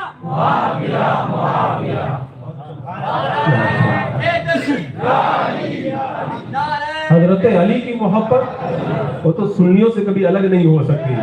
میں جملہ بتاؤں, جیسے مچھلی پانی کے بغیر نہیں رہ سکتی نا, ویسے ہی سنی محبت علی کے بغیر نہیں رہ سکتی. یہ تو ممکن ہے حضرت علی کی محبت ہمارے دل سے نکل جائے. ہمارا تو وظیفہ یہی ہے, ناد علی مظہر العجائب تجد عون لک فی النوائب کل ہم و غم سینجلی بنبوتک یا رسول اللہ و ولایتک یا علی یا علی یا علی. ہم تو اپنے بچوں پہ پڑھ کے دم کرتے اللہ ہم کو شفا عطا فرما دیتا ہے. उस हजरत मौला अली की शान में हजरत अमीर मुआविया के पास एक बंदा आया, कहा हुजूर ये मसला बता दीजिए। कहा मेरे पास मत पूछ, इल्म का पहाड़ मौला अली है, उनसे जाके तो मसला पूछ। एक बार हजरत मौला अली रज़ी अल्लाह तआला अन्हु को पता चला कि कौनैन के दूल्हा सल्लल्लाहु तआला अलैहि वसल्लम तशरीफ फरमा थे। तभी एक आराबी आया, आकर के कहने लगा या रसूल अल्लाह मैं आपसे कुश्ती करना चाहता हूँ। हजरत अमीर मुआविया बैठे हुए थे, अर्ज की या रसूल अल्लाह आप मुझे इजाजत दे दें तो मैं इस आराबी से कुश्ती करता हूँ। हजरत अमीर मुआविया को इजाजत मिल गई, कुश्ती की, आराबी को पछाड़ दिया। मेरे आका ने फरमाया मुआविया को कोई हरा नहीं सकता है। जब हजरत मौला अली और हजरत अमीर मुआविया की जंग हो गई, बाद में ये रिवायत हजरत मौला अली को किसी ने बताई। हजरत अली ने कहा काश ये रिवायत मुझे पहले पता चल जाती तो मैं मुआविया से जंग नहीं करता मैं। इतनी मोहब्बत थी उनके दिल के अंदर। एक बार जब जंग खत्म हो गई तो किसी ने आकर के बताया कि लोग जो है आपके चाहने वाले हैं वो अहले शाम को और हजरत मुआविया को बुरा कहते हैं। हजरत अली ने कहा बुलाओ बुलाओ कासिद को बुलाओ, का लिखो गुमाश्ता को लिखो, का इसके अंदर लिख करके जाओ और सब इलाके में जाके पढ़ के सुना दो। मुआविया मेरे भाई है, हमारा उनका इश्तिहादी इख्तिलाफ है, इस मसले में कोई हमारे भाइयों को बुरा नहीं कहेगा। इतना प्यार अल्लाह तबारक व तआला ने उनको अता फरमाया। हजरत अमीर मुआविया की शान भी बहुत बुलंद है, लेकिन हजरत अली का रुतबा तो बहुत बुलंद है। हजरत अमीर मुआविया हजरत अली के मकाम और रुतबा तक कभी नहीं पहुंच सकते हैं। हजरत अली का रुतबा तो इतना बुलंद है, जब मक्का फतेह हो गया ना, मक्का फतेह हो गया, कौनैन के दूल्हा ने सारे बुतों को गिरा दिया। सबसे ऊपर वाला बुत था ना, हजरत मौला अली आए और आकर के कहने लगे या रसूल अल्लाह ये ऊपर वाला जो बुत है ना, आप मेरे कंधों पे चढ़ जाए, ये ऊपर वाला बुत गिरा दे। मेरे आका ने फरमाया तुम नबूवत का बोझ नहीं उठा सकते हो, नहीं उठा सकते। अच्छा एक जगह मैं सूरत में तकरीर करने गया, कुछ लोगों ने बताया कि ये मौलाई ये भी कहते हैं, मौलाई ये भी कहते हैं कि कौनैन के दूल्हा के कदमों पर अबू बकर बैठ करके गए, लेकिन हजरत अली वो हैं जो अल्लाह के रसूल के कंधों पर सवार हुए हैं। मैं कहता हूँ सुनो, गौर से सुनो, जब जा रहे थे ना गारे सौर की तरफ और मेरे आका इस्लाम के कदम मुबारक जख्मी हुए ना, अल्लाह अकबर, ये सब रिवायतें बयान करने के कलेजा चाहिए। मेरे आका इस्लाम ने दीन के लिए इतनी कुर्बानियां दी है। हजरत सिद्दीक अकबर कहते हैं गार में जब मैं गया हूं ना, सरकार के कदमों पे मेरी नजर पड़ी तो पांव से खून निकल रहा था। किसके लिए किया ये सब? ये सब अल्लाह के रसूल ने हम गुनहगारों के लिए किया है। आज उनसे खाजा गई नवाज आप बना रहे हो ना, मैंने तारीख में पढ़ा है, सरकारी गई नवाज जब अजमेर में दाखिल हो रहे थे ना, आज हमारी तरफ फूल और माला से उनका इस्तकबाल नहीं किया गया था, रास्ते में पाँव में आपने पड़ गए थे। और जब अजमेर में दाखिल हुए ना तो जूते भी टूट गए थे, चमड़े की तांत बांध करके पाँव पर अजमेर मोहल्ला के अंदर दाखिल हो रहे थे। जिस दीन के लिए इतनी कुर्बानियां दी उन्होंने, आज उस दीन का हमने ये हाल करके रखा है। तो कौनैन के दूल्हा जब गारे सौर की तरफ जा रहे थे, हजरत सिद्दीक अकबर ने कहा या रसूल अल्लाह आप मेरे कंधों पर बैठ जाएं। मेरे आका ने मना नहीं फरमाया, ये नहीं फरमाया कि तुम नबूवत का बोझ नहीं उठा सकते हो। मेरे आका अलैहिस्सलाम कंधों पर बैठ गए। अच्छा यहाँ पे मोहब्बत की एक बात कह देता हूँ, मैंने किताब में नहीं पढ़ा है, मेरा दिल कहता है कि ऐसा हुआ होगा। अरे ऐसा हो सकता है, अगर हुजूर ताजुल शरिया मिल जाते थे तो हमारा दिल नहीं कहता था पाँव चूम ले, नहीं दिल कहता तो पाँव चूम ले। तो जब हजरत सिद्दीक अकबर के कंधों पे मेरे आका बैठे होंगे तो एक पाँव इधर होगा, एक पाँव दिल पे होगा, तो क्या सिद्दीक अकबर ऐसे ही लेके चढ़ गए होंगे? मेरा दिल कहता है कभी दायां कदम चूमते होंगे, कभी बायां कदम चूमते होंगे,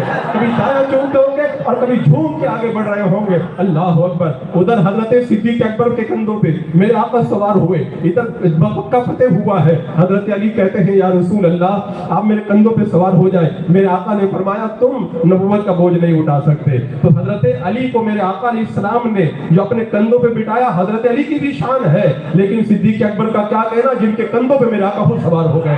अल्लाह अकबर। और जब ऊपर चढ़ गए ना, हजरत अली ने बुतों को गिरा दिया और फिर बाद में जब नीचे गिरे तो मुस्कुराने लगे। मेरे आका ने फरमाया अली तुम मुस्कुरा रहे हो, बात क्या है? कहा या रसूल अल्लाह जब मैं आपके कंधों पे चढ़ा था तो मुझको ऐसा लग रहा था मेरा सर अर्श के पाए से जाकर के मिल गया है। इन नजदी वहाबियों से कह दो हुजूर को अपनी तरह कहने वाला, हुजूर की शान तो बहुत बुलंद है, बहुत बुलंद है। अगर मेरे आका के कंधों पे सवार हो जाए तो उसका सर अर्श से जाकर के मिल जाता है। अल्लाह की सरता बकदम शान है ये, इंसान नहीं इंसान वो इंसान है ये। और हम तो ईमान बताता है इन्हें, ईमान ये कहता है मेरी जान है ये। कोई इनकी शान बयान कर सकता है? मेरे आका का जुमला सुनो, कहते या रसूल अल्लाह मैं इतना ऊपर चला गया था, अर्श के पाए से मेरा सर लग गया था और मैं ऊपर से नीचे गिरा, मुझे चोट नहीं आई तो मैं मुस्कुरा रहा हूँ। मेरे आका ने फरमाया अली तुम्हें चोट कैसे आ सकती है? तुमको उठाने वाला अल्लाह का नबी हो और तुम्हें नीचे उतारने वाले जिब्रील अमीन हो। یہ شان ہے مولا علی کی. حضرت علی کی شان کو کوئی گھٹا نہیں سکتا, چاہے سر پٹک پٹک کے مر جائے, اللہ نے وہ شان ان کو عطا فرمائی ہے. لیکن اس کا یہ مطلب نہیں ہے حضرت علی کی شان بیان کرتے کرتے صحابی کی شان کے اندر گستاخی کرنا شروع کر دو. لوگ کہتے ہیں امام حسن سے جنگ کرنے کے لیے تیار ہو گئے امیر معاویہ, امام حسین کے لیے جو ہے وہ یزید کو تیار کیا. معاذ اللہ ثم معاذ اللہ, یہ جھوٹی رافضیوں کی روایتیں. آؤ میں آپ کو صحیح روایت بتاتا ہوں. ایک بار امام حسن رضی اللہ تعالیٰ عنہ حضرت امیر معاویہ کے دربار میں گئے. حضرت امیر معاویہ اٹھ کر کے کھڑے ہو گئے. حضرت امام حسن نے کہا آپ میرے استقبال میں اٹھ کر کیوں کھڑے ہوئے؟ کہا میں آپ کا استقبال اس لیے کر رہا ہوں کہ آپ کی شکل مصطفیٰ مجھے نظر آتی ہے. آگے کی بات سنو. حضرت امیر معاویہ کہتے امام حسن آج میں آپ کو اتنا بڑا نذرانہ دوں گا, آج سے پہلے میں نے کسی کو نہیں دیا. خزانچی کو بلایا اور بلا کے کہا 4 لاکھ درہم نکال کر کے لاؤ اور امام حسن کی بارگاہ میں پیش کر دو. اتنا پیار تھا, اتنا پیار. امام حسین رضی اللہ تعالیٰ عنہ کی بارگاہ میں ایک مانگنے والا آ گیا. کیسا سخی گھرانہ ہے, دل تو کہتا ہے ہر چیز پر الگ الگ پوری تقریر میں کر دوں, وقت ساتھ نہیں دیتا. آیا اگر ہمارے پاس کوئی فقیر آ جائے نہ ہو تو ہم کہتے ٹھیک ہے بابا چلے جاؤ, نہیں ہے. کیا شان ہے. فرماتے بیٹھ جا تیری روزی راستے میں آ رہی ہے. تھوڑی دیر کے بعد میں حضرت امیر معاویہ کی طرف سے امام حسین کی بارگاہ میں نذرانہ آیا. کتنا بڑا نذرانہ, 1000 سونے کے سکے کی 5 تھیلیاں حضرت امام حسین کی بارگاہ میں امیر معاویہ نے بھیجی اور کہا حضور معاف کر دے مجھے نذرانہ بھیجنے میں تاخیر ہو گئی ہے. اب امام حسین نے وہ پورا کا پورا نذرانہ اٹھایا اور اٹھا کر کے غریب کو دے دیا کہ معاف کر دو تمہیں کافی دیر انتظار کرنا پڑ گیا ہے. کیا شان ہے ان کی. امیر معاویہ بھی جو ہے وہ کمال والے, اور میرے امام حسین کے کمال کا تو کیا کہنا. یہ رافضیوں نے پتہ نہیں کیا کیا بنا کے رکھا ہے. ایک بات میں بتاؤں, یہ کہتے ہیں انہوں نے حضرت امام حسن سے جنگ کی, انہوں نے حضرت مولا علی سے جنگ کی, اس لیے امیر معاویہ کی ہم توہین کرتے. میں کہتا ہوں سن لو اگر حضرت امیر معاویہ کی شان میں بدتمیزی کرتے ہو تو تمہیں معلوم ہونا چاہیے حضرت امیر معاویہ جب میدان میں نکلے تھے تو حضرت امیر معاویہ کے لشکر میں عشرہ مبشرہ یعنی وہ 10 صحابہ جن کو میرے آقا علیہ السلام نے دنیا میں جنت کی بشارت دی تھی, ان میں سے بھی چند صحابہ حضرت امیر معاویہ کے ساتھ میں حضرت علی سے جنگ کے لیے گئے تھے. تو کیا ان پر بھی اعتراض کرو گے؟ اور بتائیے حضرت امیر معاویہ سے امام حسن نے صلح کی, کہ امام حسن پر بھی اعتراض کرو گے؟ حضرت مولا علی رضی اللہ تعالیٰ عنہ نے ان کو برا کہنے سے منع کیا, کہ حضرت مولا علی پر بھی اعتراض کرو گے؟ میں کہتا ہوں میرے آقا نے بشارت دی تھی, اللہ تبارک و تعالیٰ میرے دعا سے حسن کے ذریعے مسلمانوں کے 2 گروہ میں صلح کروائے گا. میرے آقا نے تو پہلے ہی بتا دیا تھا, تو کیا کونین کے دولہ پر بھی اعتراض کرو گے؟ پہلے آنکھیں کھول کر دیکھ تو لو تمہارا اعتراض کہاں تک جاتا ہے. آئے سنیو, ان جھوٹے بولائیوں سے بچ کر کے رہو. چاہے عید غدیر کا نام لے, چاہے جشن مولود کعبہ کا نام لے, ایک ہی بات کہنا, ہم پیار سب سے کرتے لیکن عقیدہ وہی رکھیں گے جو عقیدہ ہمیں اہل سنت و جماعت نے عطا کیا ہے. آج معلوم ہے یہ کیا کہتے ہیں, یہ جشن مولود کعبہ اور عید غدیر ہم اس لیے مناتے ہیں کہ اللہ کے رسول علیہ السلام نے حضرت مولا علی کو جو شان عطا کی ہے وہ کسی صحابی کی نہیں ہے. میں یہاں پہ 2 جملے عرض کر دینا چاہتا ہوں, عقیدہ سن لیں. ایک ہے افضلیت اور ایک فضیلت. توجہ ہے آپ لوگوں کی.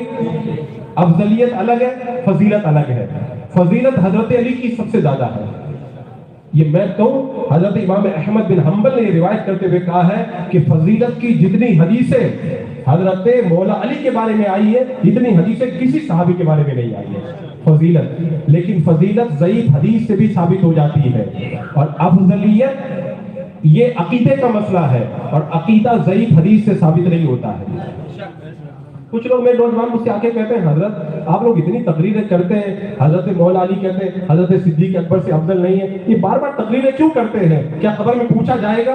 آئے کھٹوا والوں توجہ, تمہیں مسئلہ بتانے لگا ہوں, میں عقیدہ دینے لگا ہوں. یہ مسئلہ کتنا اہم ہے, میں بتاؤں کتنا اہم ہے. میرے آقا صلی اللہ تعالیٰ علیہ وسلم کے وصال کا وقت آیا, فرمایا ابو بکر سے کہو نماز پڑھائے. جب مصلی پہ پڑھانے کی باری آئی, صدیق اکبر نہیں تھے, حضرت عمر مصلی پہ کھڑے ہو گئے. میرے آقا علیہ السلام کے کانوں میں آواز آتی ہے, میرے آقا نے فرمایا لا لا, نہیں ابو بکر سے کوئی آگے نہ بڑھے. نہ اللہ پسند کرتا ہے اور نہ مسلمان پسند کرتے ہیں کہ ابو بکر سے کوئی آگے بڑھے. اگر یہ مسئلہ اہم نہیں ہوتا نا, میرے آقا انکار نہیں فرماتے. حضرت علی نے کہا تھا اگر کوئی مجھے ابو بکر اور عمر سے افضل کہے گا اسے میں 80 کوڑے لگاؤں گا. اگر یہ مسئلہ اہم نہیں ہوتا حضرت علی اتنی بڑی سزا نہیں دیتے. ایک بار حضرت میمون بن مہران سے پوچھا گیا ابو بکر افضل ہے یا حضرت علی افضل ہے, ابو بکر اور عمر افضل ہے یا مولا علی वाली अफजल है। हजरत महमूद बिन बहरान साहबी रसूल के हाथ कांप गए, आसा छूट गया। कहा मुझे नहीं मालूम था मैं उस दौर तक जिंदा रहूंगा जिस दौर के अंदर कोई हजरत अबू बकर और हजरत उमर से भी अफजल किसी और को कहेगा। अगर ये मसला अहम नहीं था तो सहाबा ने इस कदर जो है वो बेजारी का इजहार क्यों फरमाया? अजीजान मुकर्रम, मसले की नज़ाकत को समझो, ये कितना अहम मसला है। अफजलियत का मसला ये हमारे अकीदे का मसला है और नाम के झूठे मौलाई हमारे अकीदे पे हमला करना चाहते हैं। अब इस पर मैं गुफ्तगू करूं तो पूरा वक्त मुझे दरकार है। हजरत इमाम जाफर सादिक का उर्स भी आज हम मना रहे हैं। इमाम जाफर सादिक का नाम सुना है ना आप लोगों ने? हम सिलसिला कादरिया का जो सिलसिला है ना उसके छठे इमाम अहले बैत के।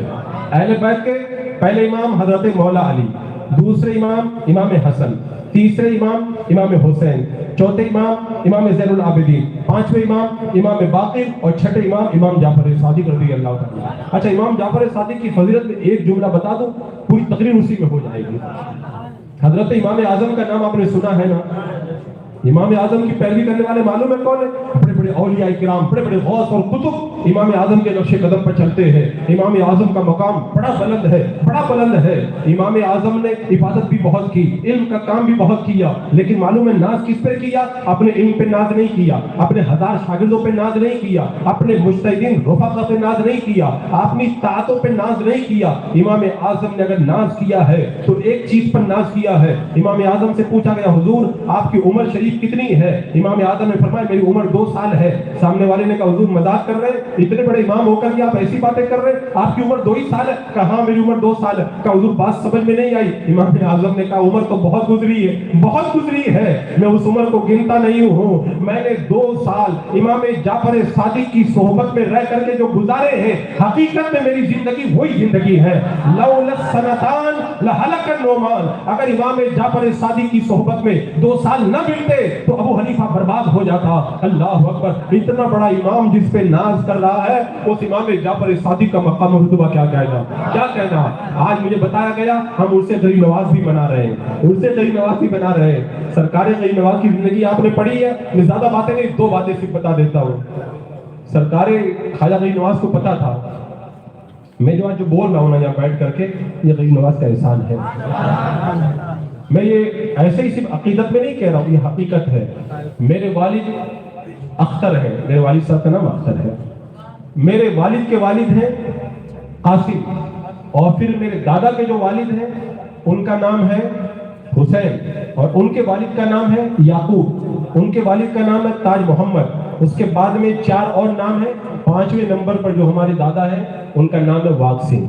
ये वाग सिंह सरकारी ख्वाजा गरीब नवाज रज़ी अल्लाह तआला की बारगाह में गए थे और कलमा पढ़ के मुसलमान हो गए थे। ये जो हमारा जो शजरा है, हमारे बिरादरी के सब लोगों के घरों में ये शजरा हमारा मौजूद है और मैं अपने पास में भी वो शजरा रखता हूँ। मैं नाज करता हूँ सरकार, आपने अगर उनको कलमा ना पढ़ाया होता तो आज हम किसी मंदिर में घंटी बजा रहे होते। कितना बड़ा एहसान है। हाजी अगर एक टोपी और खजूर पानी ला करके दे दे उसका एहसान हम मान लेते हैं, जितना ईमान जैसी दौलत ला करके दी उसका कितना बड़ा एहसान है। लेकिन मैं आज जो उन्वान है मेरा उस पर ख्वाजा गरीब नवाज का इशारा मैं करता हूँ। लोग कहते हैं हम लोग इनका इतना रद्द क्यों करते हैं मौलाइयों का? आओ मैं आपको बताता हूँ, मेरे गरीब नवाज ने भी रद्द किया है, गरीब नवाज ने भी रद्द किया है। सरकारी गरीब नवाज निकले हैं, जब रवाना हुए कहाँ से? मदीना मुनव्वरा से। कहाँ जा रहे? जा रहे अजमेर मोहल्ला। रास्ते में एक जगह आती है, उस जगह का नाम है सब्जावार। सब्जावार में पहुंचे, वहाँ का हाकिम है यादगार मोहम्मद, वो राफजी था, शिया था, हजरत अबू बकर और उमर से जलता था। जब सरकार गरीब नवाज पहुंचे हैं तो उसने देख करके गुस्से का इजहार किया, ये फकीर हमारे यहाँ आकर के क्यों बैठा है? सरकार गरीब नवाज की आदत थी, आप गुस्से का जवाब गुस्से से नहीं देते थे, तबस्सुम होता था लबों पे, दिल की दुनिया बदल जाती थी। सरकार गरीब नवाज की निगाहें करम उठी और निगाह मुतबस्सिम जब पड़ी है राफजी पर, दिल की दुनिया बदल गई, कदमों में गिर पड़ा, आपने गंदे अकीदे से तौबा की और सुन्नी से अकीदा बना लिया। मैं आपसे कहना चाहता हूँ, अबू बकर और उमर को बुरा कहने वाला अगर मेरे गरीब नवाज के दर दौलत पे आ जाए, उसे तौबा करके सुन्नी बनाते हैं। मेरे गरीब नवाज ने बता दिया, अबू बकर और उमर का जो दुश्मन होगा वो कभी भी मेरा नहीं हो सकता है। दूसरी बात, सरकार गरीब नवाज हिंदुस्तान में आए, सबसे पहले कहाँ गए? लाहौर में। लाहौर में किधर चिल्ला किया? दादा गंज बख्श रहमतुल्लाह तआला अलैह की बारगाह में 40 दिन का चिल्ला किया। जब वहां से पलटे तो कहा ये वो बारगाह है, अगर कोई यहाँ पे नाकिस आए तो कामिल बन जाए, कामिल आए तो उसका रहनुमा यहाँ से उसको मिल जाता है। اب غریب نواز کی نظریں دیکھو. بڑی اہم بات بتانے جا رہا ہوں. ہمارے بمبئی میں جہاں پورلا میں رہتے ہیں, وہاں سے غیر مقلدوں نے کتاب چھاپی ہے, وہابیوں نے. اس کتاب کا نام ہے اصلی اسلام کیا ہے, نقلی اسلام کیا ہے. انہوں نے کہا یہ قبر پر جانے والے, یہ اللہ والوں سے مانگنے والے, یہ ڈپلیکیٹ مسلمان ہیں, اوریجنل مسلمان ہم ہیں. سرکار غریب نواز ہندوستان میں جو لائے تھے وہ اوریجنل اسلام لائے تھے کہ ڈپلیکیٹ اسلام لائے تھے؟ ہاں, میرے غریب نواز کی نظریں دیکھ رہی تھی, کلا سے ایسی کتاب بھی لکھی جائے گی. میرے غریب نواز میں ہندوستان میں داخل ہوتے ہی رد کر دیا, کہا سنو میں عطا رسول ہوں, اللہ کے رسول نے مجھے بھیجا ہے, میں اوریجنل اسلام لے کر تمہارے پاس آیا ہوں. اوریجنل اسلام کیا ہے؟ جب میں ہندوستان میں آیا سب سے پہلے میں نے اللہ کے ولی کی بارگاہ میں حاضری دی اور ان کی بارگاہ میں چلا کیا, ان کی بارگاہ سے فیض پایا اور ان کی تعریف کرتے ہوئے نکلا. اب صبح قیامت تک ہندوستان میں جتنے بھی فرقے نکلیں گے, اگر تم کو پتہ لگانا ہو اوریجنل مسلمان کون ہے اور ڈپلیکیٹ مسلمان کون ہے, اصلی اسلام کدھر ہے اور نقلی اسلام کدھر ہے, تو کہیں اور بچ جانا, مجھ کو دیکھ لینا. جب میں آیا تھا ہندوستان میں تو سب سے پہلے میں نے کیا کیا تھا, اللہ والوں کی بارگاہ میں گیا تھا. تو قیامت تک ہندوستان کے اندر جو اوریجنل مسلمان ہوگا وہ اللہ والوں سے مدد مانگے گا, اللہ والوں کی بارگاہ میں جائے گا, اور جو ڈپلیکیٹ ہوگا ان کا انکار کرتے ہوئے نظر آئے گا. جو اصلی اسلام کا ماننے والا ہوگا وہ میرے نقش قدم پہ چلے گا اور اللہ والوں کی بارگاہ میں حاضری دے گا, اور جو نقلی اسلام والا ہوگا ان اللہ والوں کی بارگاہ سے دور بھاگتا ہوا نظر آئے گا. سرکار غریب نواز نے ہندوستان میں داخل ہوتے ہی وہابیت کا جنازہ نکال کے بتا دیا, سنو اصلی اسلام کسی اور کے پاس نہیں ہے, اصلی اسلام اگر ملے گا تو مسلک اعلیٰ حضرت کے ماننے والوں کے پاس ملے گا, اور اوریجنل مسلمان اگر ملیں گے تو مسلک اعلیٰ حضرت میں چلنے والے ملیں گے. اسی لیے کہ وہی کہتے ہیں بخدا خدا کا یہی ہے در, نہیں کوئی اور مفردہ کر. یہ ہمیں ذہن دیا سرکار غریب نواز نے. اور ایک بات میں بتاؤں, یہ لوگ کہتے ہیں سنی بریلیوں کے پاس کوئی کام ہی نہیں, یہی ایک کام رہ گیا, اب اس کا رد اس کا رد. بڑی پیاری بات بتانے جا رہا ہوں. مخدوم اشرف سمنانی کا نام سنا ہے؟ سرکار مخدوم اشرف سمنانی کے جب انتقال کا وقت آیا, محرم کے چاند نظر آیا, 1 تاریخ سے لے کر 10 تاریخ تک قرآن خوانی کروائی.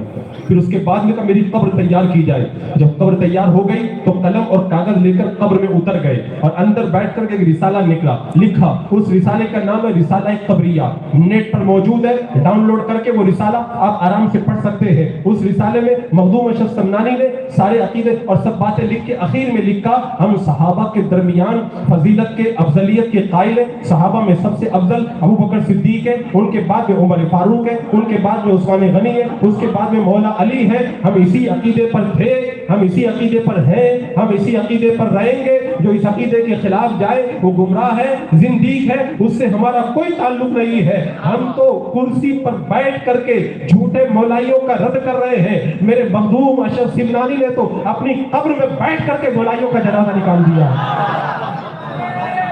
کیا کہنے ہیں, واہ.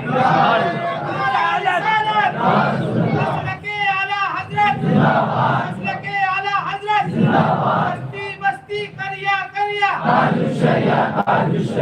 آخری وقت میں بندہ اہم کام کرتا ہے, چھوٹا موٹا کام نہیں کرتا ہے. اعلیٰ حضرت کے زمانے میں جتنے فتنے تھے اعلیٰ حضرت نے ساری زندگی کام کیا, لیکن جب آخری وقت آیا تو کیا کیا, وہابیوں کے بارے میں وصیت کر کے آپ دنیا سے کوچ کر گئے. اچھا بات آئی تو بھی بتا دوں, جماعت رضائے مصطفیٰ کا پروگرام ہے نا, اعلیٰ حضرت نے فتویٰ لکھا رضائے مصطفیٰ کے لیے, اعلیٰ حضرت نے مناظرہ کیا رضائے مصطفیٰ کے لیے, اعلیٰ حضرت نے اگر تدریس کی رضائے مصطفیٰ کے لیے, اعلیٰ حضرت نے تقریر کی رضائے مصطفیٰ کے لیے. جب اعلیٰ حضرت نے سارا کام رضائے مصطفیٰ کے لیے کیا, آخری سال آیا انتقال کا, اعلیٰ حضرت سوچنے لگے ساری زندگی تو میں رضائے مصطفیٰ کا کام کرتا رہا, میرے بعد میں کوئی احمد رضا نہیں ہے جو سارے کام اکیلے کر سکے. ایک ایسا پلیٹ فارم بنانا چاہیے جس پہ علماء جمع ہو جائیں, اور اس پلیٹ فارم پر جمع ہو کر کے وہ سارے علماء رضائے مصطفیٰ کا کام کریں. تو اعلیٰ حضرت نے اپنے وصال سے چند مہینہ پہلے جماعت رضائے مصطفیٰ کی بنیاد رکھی اور یہ بتا دیا ساری زندگی میں نے یہی کہا, کام وہ لے لیجئے تم کو جو راضی کرے, ٹھیک ہو نام رضا تم پہ کروڑوں درود. ساری زندگی میں نے رضا کا کام کیا. میرے دنیا سے جانے کے بعد میں جماعت رضائے مصطفیٰ کے پلیٹ فارم سے علماء کی ایک ٹیم مل کر کے جماعت رضائے مصطفیٰ کا کام کرتی ہوئی نظر آئے گی. یہ اعلیٰ حضرت نے آخری وقت میں پیغام دیا تھا, تو اعلیٰ حضرت نے آخری وقت میں اہم کام کیا. مخدوم اشرف سمنانی ساری زندگی کرامت دکھائے, لوگوں کو کلمہ پڑھائے, لیکن آخری وقت آیا تو اہم کام کیا تھا, ان جھوٹے رافضیوں کا رد کرنا. اپنی قبر میں بیٹھ کر کے رافضیوں کا رد کر کے بتا دیا کہ اہم کام جو ہوتا ہے آخری وقت میں اللہ کا ولی وہ کام کر کے دنیا سے جاتا ہے. آپ حضرات جماعت رضائے مصطفیٰ کے प्लेट फॉर्म से यहाँ पर इकट्ठा हुए हैं, जमात रज़ाए मुस्तफ़ा किसी और की बनाई हुई नहीं है, कोई तंजीम किसी की बनाई हुई, कोई किसी और की बनाई हुई, वो सारे गुलामान रजा की बनाई हुई है। और जमात रज़ाए मुस्तफ़ा इन तमाम तंजीमों के बनाने वाले आका इमाम अहमद रजा की बनाई हुई है। और जमात रज़ाए मुस्तफ़ा के बारे में हुजूर अशरफी मियां ने फरमाया था, इस जमात की इस जमाने में बहुत जरूरत है। हम कहते हैं हुजूर अशरफी मियां उस दौर में जो फितने थे आपने कहा था बहुत जरूरत है, आज तो और ज्यादा है, आज तो जमात रज़ाए मुस्तफ़ा की और ज्यादा जरूरत है। आला हजरत जमात क्यों बनाई थी? क्योंकि उस जमाने में वहाबियत थी, आज भी है। उस जमाने में राफिजियत थी, आज भी है। मौदूदियत थी, आज भी है। उस जमाने में मुल्हिदीन थे, आज भी है। झूठे नेता थे, आज भी है। झूठे सूफी थे, आज भी है। और दिगर छकड़ाली और गुमराह फिरके थे, आज भी है। तो जैसे कल जमात रज़ाए मुस्तफ़ा की जरूरत थी, वैसे ही आज भी जमात रज़ाए मुस्तफ़ा की जरूरत है। आप जमात का साथ देंगे? कौन कौन साथ देगा? इंशाअल्लाह जो जमात रज़ाए मुस्तफ़ा का साथ देगा, आला हजरत की खुसूसी नजर उसके ऊपर। अब वक्त तो काफी सिमट गया, मैंने जो पैगाम देना था अभी तो अधूरा ही रह गया। इंशाअल्लाह फिर कभी आऊंगा तो पैगाम देना होगा। बस यही वजीफा जबानों पे जारी रहे, काम वो ले लीजिए उनको जो राजी करे, ठीक हो नामे रजा, ठीक हो नामे रजा, तुम पे करोड़ों करोड़। जमात रज़ाए मुस्तफ़ा काम कर रही है ना। पहले इसकी सदारत किसने की? सदुल शरिया ने की, हुज्जतुल इस्लाम ने की, हुजूर मौदिसी आज़म हिंद ने की, हुजूर सदुल उलमा ने की, हुजूर अशरफी मियां ने की, बेशुमार उलमा ने की, माजी करीब में हुजूर ताजुल शरिया ने की। और आज इसकी क़यादत कौन कर रहा है? हुजूर कायदे मिल्लत कर रहे हैं। यहाँ पे एक बात, मुझे कुछ लोग एतराज करते हैं, ये कायदे मिल्लत को इतना बड़ा तुमने बना दिया, और भी बहुत बड़े बड़े उलमा हैं। मैं कहता हूँ जो इल्म पढ़ा जाता है वो अलग होता है, जो नजरों से पिलाया जाता है वो अलग हुआ है। बहुत सारे लोगों ने कायदे मिल्लत को समझा नहीं। मैं बताऊं, हुजूर ताजुल शरिया का विसाल हुआ है जुमा के दिन, मगरिब की अजान हो रही थी तब। उससे एक दिन पहले जुमेरात के दिन जब मगरिब की अजान हो रही थी तो हुजूर ताजुल शरिया के साथ में मौजूद था। वो भी एक करामत हजरत की, उसमें बयान करूंगा तो फिर हजरत थम जाइए। जब मैं पहुंचा हूँ बरेली शरीफ, असर के बाद में तैयारी करके हुजूर हॉस्पिटल में एडमिट थे, हुजूर ताजुल शरिया में चला गया हॉस्पिटल में। असर की नमाज मैंने उसी हॉस्पिटल में पढ़ी जहाँ पे हुजूर ताजुल शरिया एडमिट थे। नमाज पढ़ी, मगरिब तक हजरत के साथ रहा, उसी वक्त में हजरत ने मुझे दुआओं से नवाजा था। बहरहाल जब मगरिब की अजान का वक्त हुआ, हजरत को डिस्चार्ज किया गया और डिस्चार्ज करने के बाद में आपको जो है वो व्हील चेयर पे बिठाया गया, बाल लाने लगे, गाड़ी में जब बिठाने लगे, हुजूर कायदे मिल्लत भी थे साथ में। मैंने हुजूर कायदे मिल्लत को उस वक्त देखा था, 24 घंटा पहले।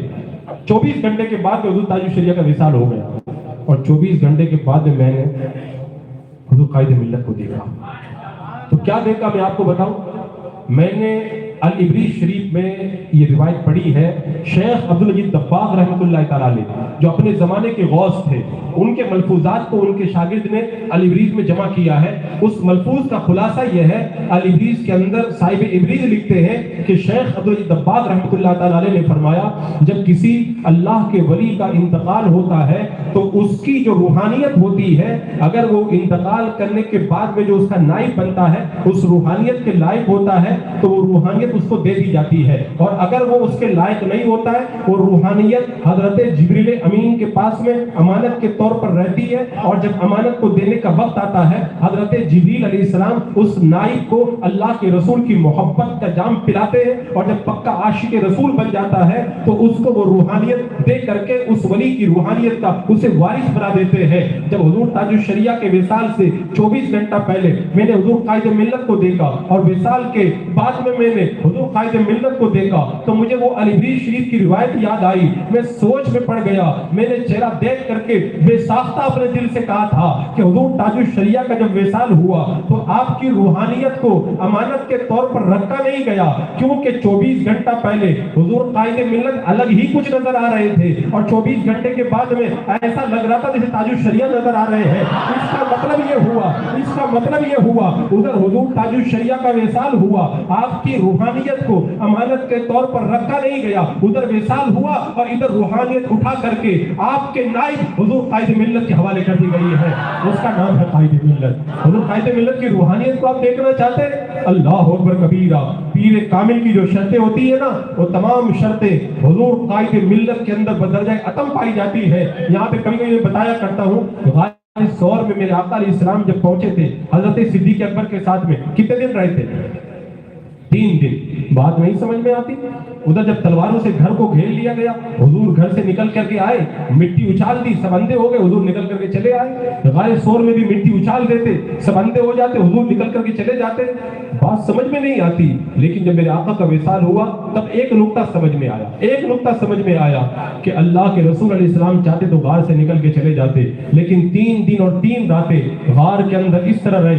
इज़ हुमा फिल गार, अल्लाह ने कुरान में जिसको बयान फरमाया, उन 3 दिन और 3 रातों में मेरे आका ने सिद्दीक़ अकबर को इतनी रूहानियत दे दी, इतनी रूहानियत दे दी। जब मेरे आका का विसाल हुआ, हजरत अबू हुरैरा कहते, अगर सरकार के विसाल के बाद में अगर हजरत सिद्दीक़ अकबर खिलाफत को न संभालते तो अल्लाह का नाम लेने वाला कोई बाकी नहीं बच जाता। यानी समझ में आ गया वो नुक्ता। गारे सौर में मेरे आका सल्लल्लाहु तआला अलैहि वसल्लम ने वो रूहानी जाम पिलाया था सिद्दीक़ अकबर को। आपके विसाल के बाद में उसका जलवा देखने को मिला। हुजूर की शान तो बहुत बुलंद है, बहुत बुलंद है, लेकिन हुजूर का करम गुलामों पर भी पड़ा है। मेरे आका ने गुलामों को भी ये ताकत दी है कि वो गुलाम भी अपने नाइबों को मोहब्बत का जाम और नूरानियत पिला दिया करते हैं। हुजूर कायदे मिल्लत हमेशा अपनी जगह रहते थे। वहाँ आशिक साहब हुजूर ताजुल शरिया के साथ में रहते थे, लेकिन जब विसाल का आखिरी साल बच गया तो रात में भी हुजूर कायदे मिल्लत हुजूर ताजुल शरिया के साथ में, दिन में साथ में है, नमाज के वक्त में साथ में है, खाने के वक्त में साथ में। बात समझ में नहीं आ रही थी। हुजूर कायदे मिल्लत पहले दीनी कामों में लगे रहते थे और दूसरे हजरात खिदमत करते थे। अब जब विसाल का वक्त आ गया और ज्यादा खिदमत की जरूरत है, सारे खादिम दूर कर दिए गए और कायदे मिल्लत को करीब कर लिया गया। नहीं समझ में आ रहा था, ये तो अब समझ में आ रहा है। हुजूर ताजुल शरिया को पता था मेरे इंतकाल के बाद में कितनी गूंगी जबानें बोलने लग जाएंगी, जिनके मुंह में दही है वो भी चिल्लाने लग जाएंगे। हुजूर कायदे मिल्लत को देख करके हुजूर ताजुल शरिया ने अंदाजा लगा लिया था मेरे बाद में उन फितनों के मुंह में लगाम देने वाला अगर कोई होगा तो मेरा बेटा अफजल होगा। सबको दूर कर दिया और सबको दूर करके 1 साल रातों में और दिनों में अपने करीब रख के वो जाम पिला दिया कि दुनिया देख रही है तो कह रही है कल ताजुल शरिया का दौर देखा था, आज का दौर किसी और का नहीं, आज कायदे मिल्लत अफजल रज़ा का दौर है। अस्तगफिरुल्लाह रब्बी बिल्कुल ज़म्बि व अतूबु इलैहि। अस्सलामु अलैकुम व रहमतुल्लाह।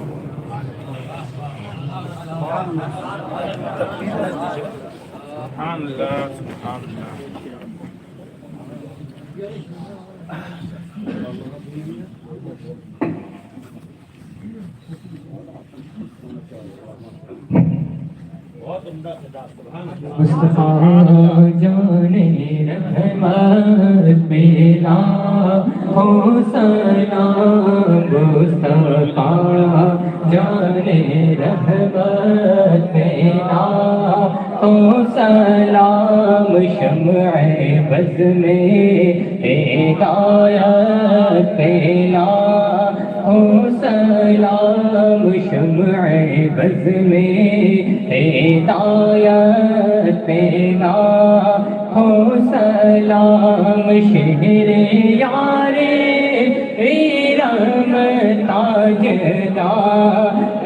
हरम, शहरे यारे रम ताजदारे हरम, नो बहारे शफाअत पेला हो सलाम, नो बहारे शफाअत पेला हो सलाम, वो दसों जिनको जन्नत का मुज़्ज़ा मिला, वो दसों जिनको जन्नत का मुज़्ज़ा मिला, उस मुबारक जमाअत तेरा हो सलाम, उस मुबारक जमाअत तेरा हो सलाम। काश महशर में जब उनकी आमद हो और भेजे सब उनकी शौक़त पेला हो सलाम, मुझसे खिदमत खुद सीखा है रज़ा, मुझसे खिदमत के खुद सीखा है रज़ा,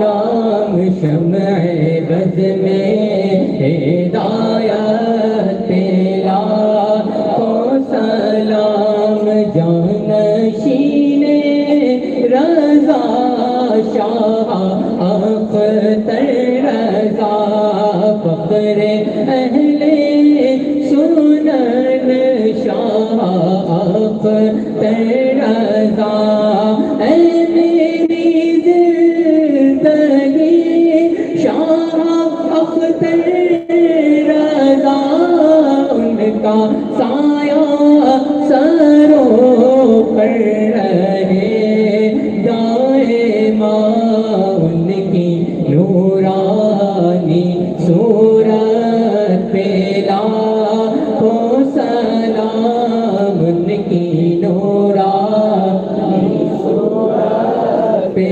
لاکھوں سلام آپ کی جانشین شاہ اسجد رضا ان کا سایہ سروں پر رہے دائماں قائد اہل سنت پہ لاکھوں سلام قائد اہل سنت پہ لاکھوں سلام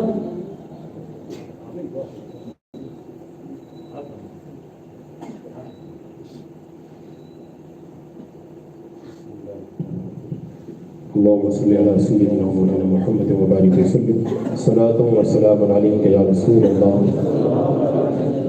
یا اللہ یا رحمان یا رحیم یا رب العالمین. تیرے محبوب کریم رؤوف الرحیم علیہ الصلوۃ والتسلیم کا صدقہ تمام نبیین صدیقین شہداء صالحین تابعین تبع تابعین ائمہ مجتہدین اور تمام محبوبین کا واسطہ اللہ اس مجلس نور کو اپنی بارگاہ میں شرف قبول عطا فرما. اے اللہ جو بھی اس محفل پاک میں حاضر ہیں مولا تمام کی دلی نیک اور جائز تمناؤں کو پورا فرما دے. اے اللہ جو پریشان ہیں ان کی پریشانیاں دور فرما دے, جو بیمار ہیں انہیں شفاء کلی عطا فرما دے, بے روزگار ہیں مولا انہیں حلال روزی عطا فرما دے. اے اللہ جو قرضوں میں ڈوبے انہیں قرضوں سے نجات عطا فرما دے. اہل ایمان کے جائز کاروبار میں برکتیں عطا فرما دے. رشتوں کی تلاش میں مولا اچھے رشتے عطا فرما دے. ظلمن قید و بند میں مولا رہائی عطا فرما دے. اے اللہ جو علماء کرام یہاں پر موجود ہیں مولا ان کی عمر میں, علم میں, رزق میں, عزت و آبرو میں خوب خوب برکتیں عطا فرما.